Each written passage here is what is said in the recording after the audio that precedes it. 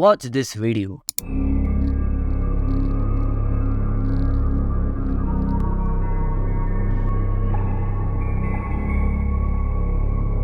What you're watching here is getting popular by the name of the Serbian dancing lady. What would scopophobia feel like?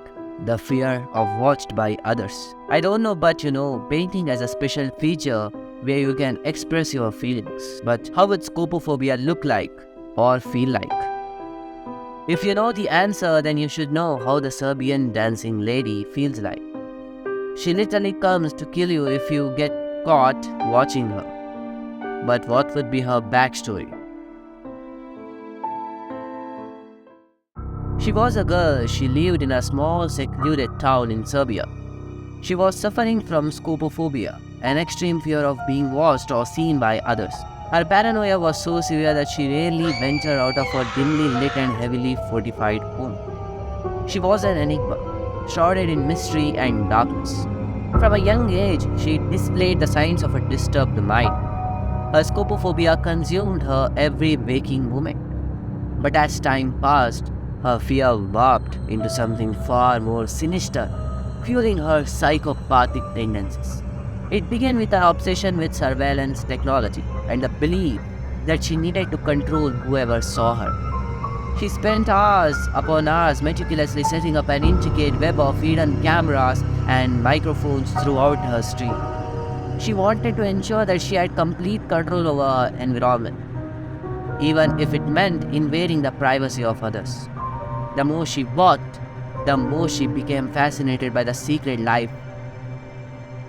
The more she watched, the more she became fascinated by the secret lives of her neighbors. She would absorb them day and night, studying their habits and routines, imagining their thoughts and desires. Driven by her newfound sadistic desires, she began her descent into madness. She became a predator, stalking the shadows with malevolence in her eyes. She meticulously planned her encounters, choosing her victims with utmost care. She sought out those whose lives she had already intimately studied through her surveillance system.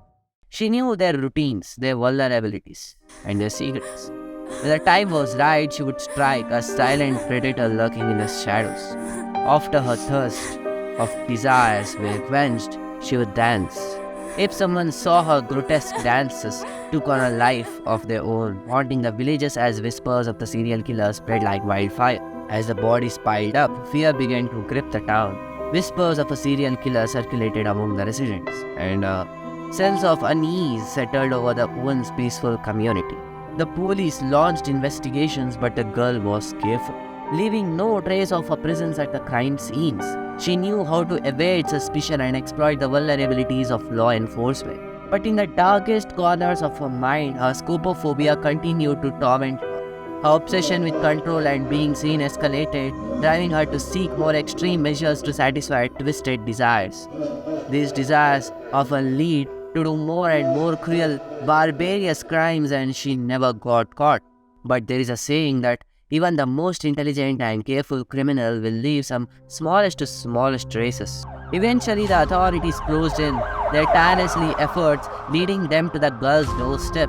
They had discovered her hidden surveillance network. The girl twisted the evidence of her butchering spree. The girl got caught. The girl was eliminated for her crimes. Here the story of a serial killer ends. But from here, the story of a ferocious lady spirit starts. A fear of scopophobia had consumed her entirely, transforming her into a vicious spirit. She continued her spree. The change was now she had passed. She could easily find out if someone was watching her. She would attack them instantly and execute them. This spread like a wildfire, and thus the legend of the spirit was named as the Serbian dancing lady.